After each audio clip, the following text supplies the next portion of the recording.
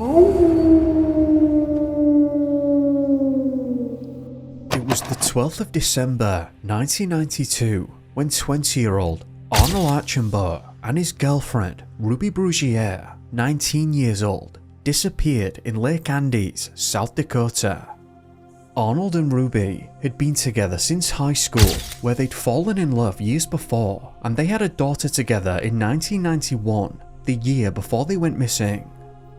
While it was acknowledged that they may have had their daughter too young, thankfully they had supportive families, and with the help of both families combined, they were able to make it work while trying to make a success of themselves through education and beyond.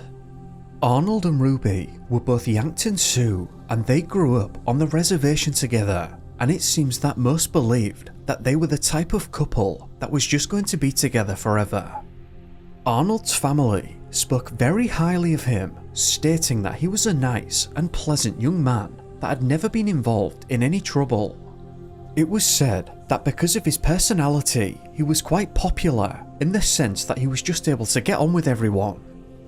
Similarly, Ruby was described as a gentle person that had an infectious laugh that was great at cheering people up. Her parents described her as an honest person that didn't really put a foot wrong, but when she did mess up in somewhere, she'd come clean and tell them. This then brings us to the night before on the 11th. Arnold and Ruby weren't alone on this night, but were joined by Ruby's cousin, Tracy Dion, who was 17 years old at the time. The trio were on an all-night party spree together, and as said before, the families were very supportive and helpful with Arnold and Ruby, and they seemed quite closely knit.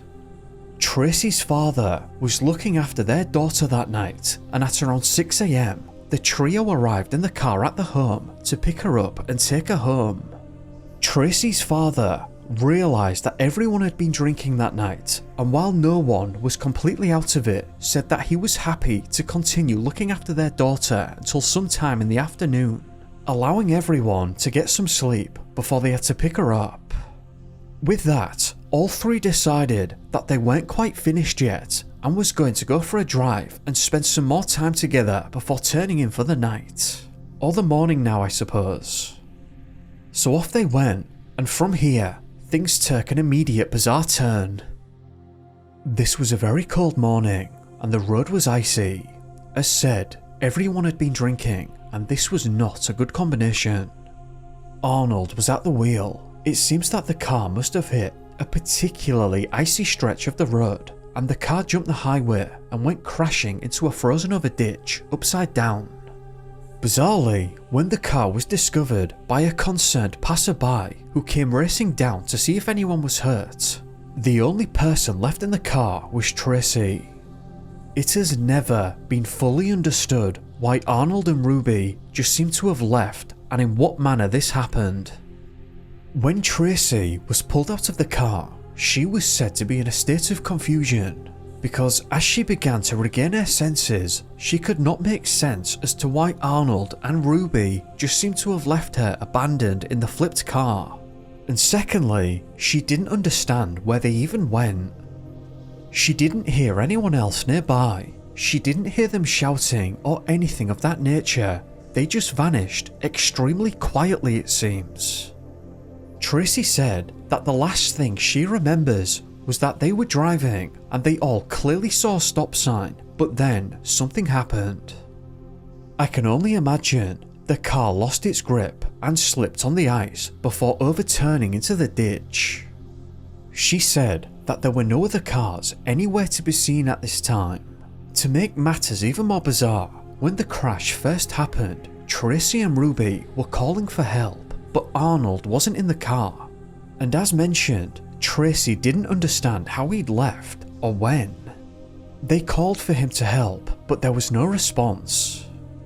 On Ruby's side, the door was ever so slightly open, and in her panic, she got out, but as she did so, the door closed fully behind her, trapping Tracy in the car as she couldn't reopen it. Tracy was hit by a sense of total confusion because these were her best friends and she did not understand why she had seemingly just been left in there. She said that she would have helped them to get out if they were stuck, and it didn't make any sense. She didn't understand why both of them left, or even if they left together, because Arnold seemed to have disappeared first. Could he have been thrown out of the car as it was overturning? I have no idea, and Tracy didn't know either. That's a highly important question in this case. Why would they just up and leave her, now trapped in an upturned car where she could possibly have been hurt? It's hard to make sense of that. Perhaps Arnold bolted in a state of panic, thinking things were worse than they were, which caused Ruby to panic and bolt out of there alongside him. That scenario feels unlikely to me, though they had all been drinking at the time. Perhaps they thought that Tracy was in worse condition than she actually was, got scared and fled. Especially Arnold, who might have realised how much trouble he now might have been in. The scene left law enforcement baffled because by first light they were already out and about scouring the area for signs of the couple. The authorities were worried that because this area was frozen over, it was thought that in their dazed state they might have walked off together and fell through the ice at some other location. That in and of itself doesn't really provide any kind of an explanation as to why they left Tracy in the car, since at least Ruby knew that Tracy was conscious and trying to get out. Officers on scene wondered if the pair had walked over to the nearby lake for some reason, which was also frozen over. I'm not sure why they thought this. Did they find tracks? That wasn't made clear at all, but I suppose when you literally cannot find any trace of them anywhere, you have to start fanning out and covering further ground. One of the officers involved had a similar hypothesis to the one I shared earlier. His first thought was that Arnold might have bailed because he was driving when he really shouldn't have been, and he also said that scenario was quite common and is a situation he dealt with a lot. He also said that usually in this kind of scenario where the driver bails, the person normally shows up after a few days, but this never happened. Both sets of parents believed very thoroughly that something was not right here, because Arnold's parents stated that he would have called them and told them what happened, but they never heard anything from him after that night. Ruby's parents agreed with that assessment, stating that they knew for a fact she would never hide away and leave her baby for this long. Officers never found any evidence to suggest that Arnold and Ruby had fallen through the ice, and Deputy Youngstrom turned this ordeal into something of a personal crusade. He knew none of this added up and wanted to understand what happened, and so worked constantly on this case. It was as if the couple had somehow vanished from the face of the earth. Now, if we haven't already, let's get bizarre. Around 3 months later, on the 10th of March 1993, Ruby's body was discovered floating in the same ditch that she disappeared in, and the following day, Arnold's body showed up, also floating in the ditch just a few yards away. The area around the ditch had been repeatedly searched for weeks after the incident, and even months after, as there were those who still went looking for them in the general area, wanting to be the person who solved the case.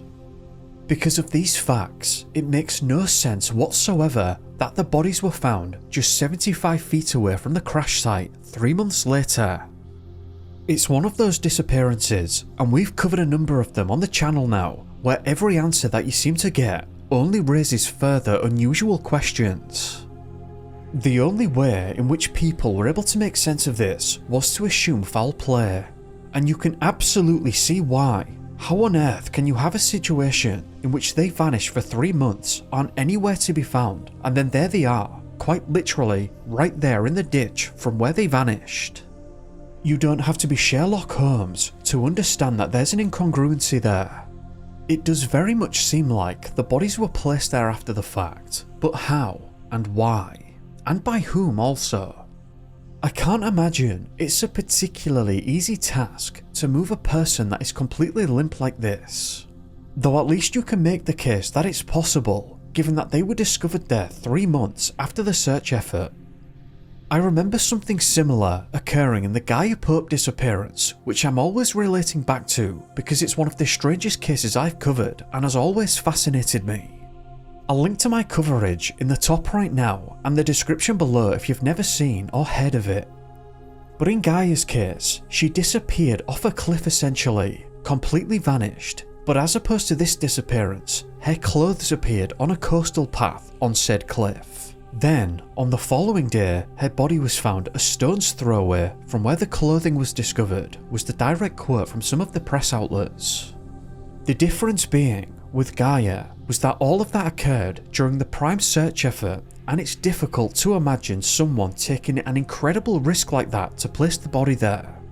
At least here, you could argue that it had been 3 months, and so most of the time there perhaps wouldn't be anyone around actively looking. It was a motorist that saw Ruby's body in the ditch approximately 75 feet away from the site of the accident. Bizarrely, her glasses and both of her shoes were missing. Aside from that, her clothing was exactly the same as the night she disappeared. The body was very decomposed. After this discovery was made, they pumped all of the water out of the ditch where they found Arnold's body the day after, approximately 15 feet away from Ruby's body. There was another incongruency.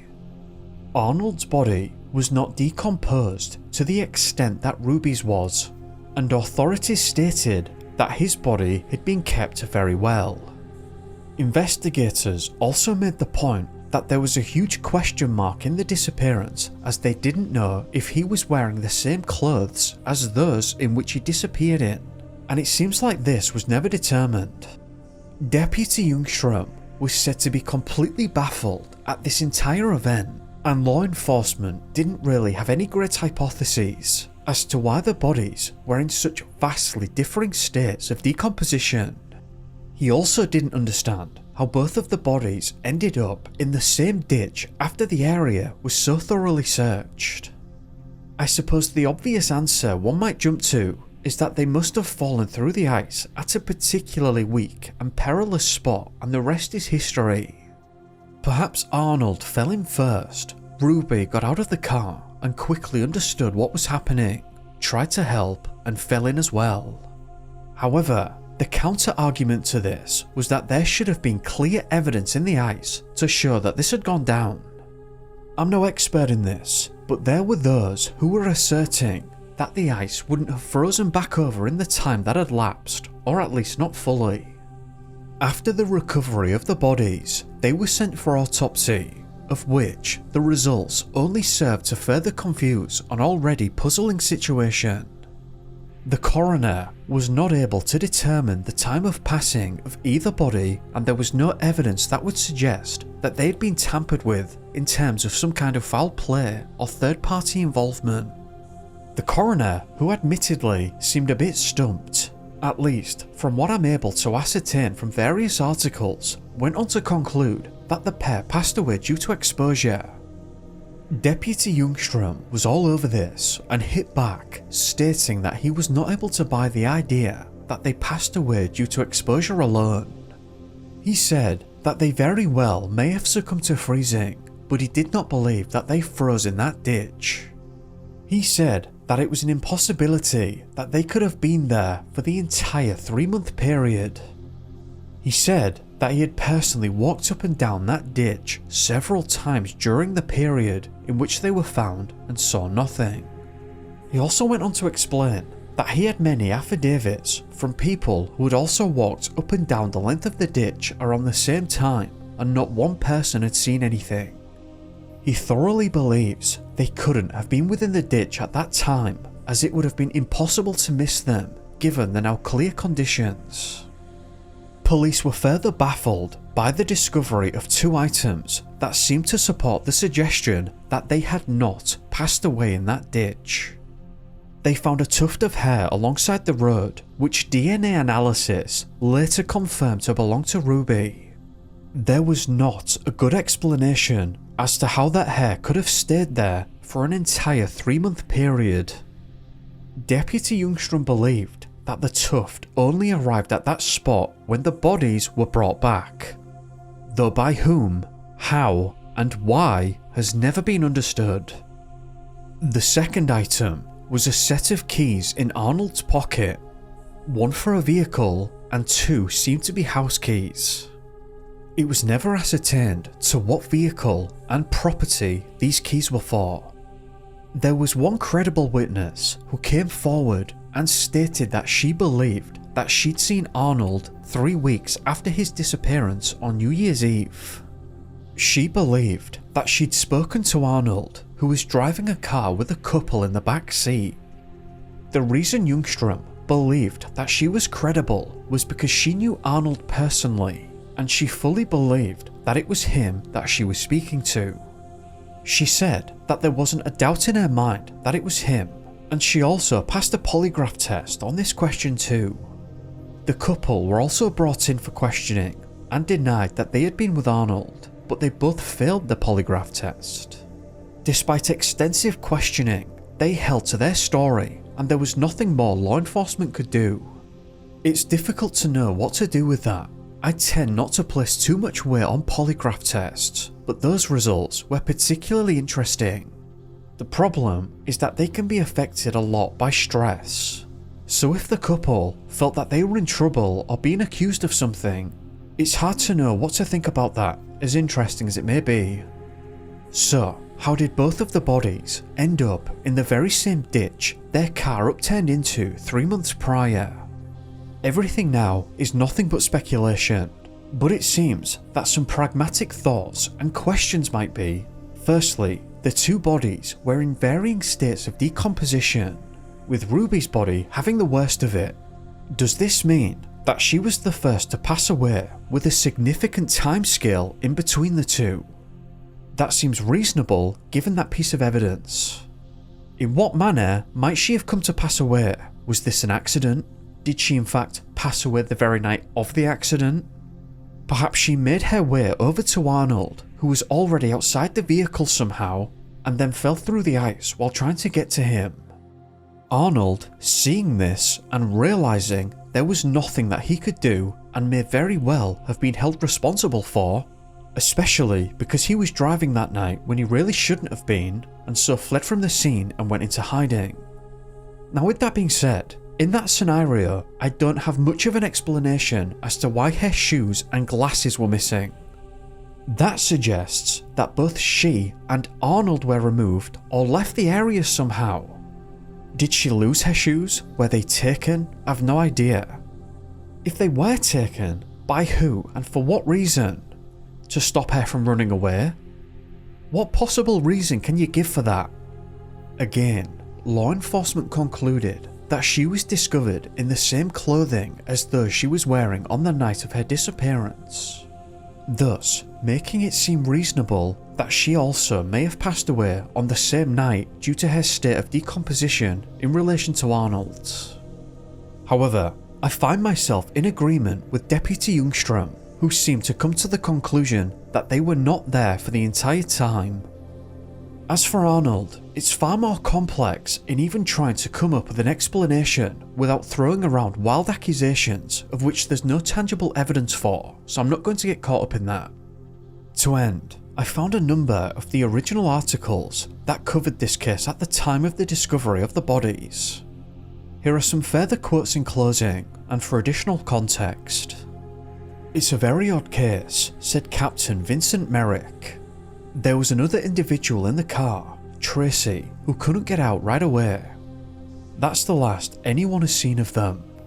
Tim Whalen, Charles Mix County State's Attorney, said, "We're certain those bodies were not there at the time of the accident. It's not likely they passed away where their bodies were found. I don't believe that they did for 2 reasons. 1, they weren't there after the accident. 2, all of a sudden, the bodies show up March 10 and 11. The manner and time of passing is still under investigation." Tracy said, "I didn't see the two walk away. I don't think Ruby was hurt. She seemed alive and okay to me when I was in the car, but I can't say for Arnold." Arnold's aunt said, "I have so many questions, but there are no answers." It's been nearly a year and authorities are still looking for answers. Law enforcement officials said that the two must have passed away elsewhere and their bodies were left in the ditch. Bill Ljungström said that he is searching for answers.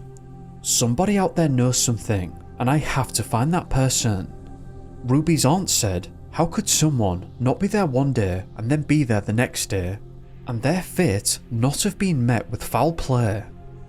I don't think anyone feels there wasn't foul play, and that's very frightening for a community. This whole incident seemed to have consumed Ljungström to some degree, who knew that this just didn't add up. It seems to me that one way or another, something very unusual, unexpected, and perhaps sudden happened that morning and went completely unseen and unheard by Tracy when she was stuck in the car, which frankly is nothing short of bizarre. I'd love to hear your thoughts and comments on this. What on earth do you think happened on that cold, icy morning? I was about to end it there and finish up, but I've had to come back and edit this in now, so I might sound a little bit different. Before finalising the video, I had one last search and I found something interesting. I'm not sure what newspaper this comes from, or the date of publication for that matter, but listen to this. Autopsy results indicated Arnold and Ruby passed away due to exposure.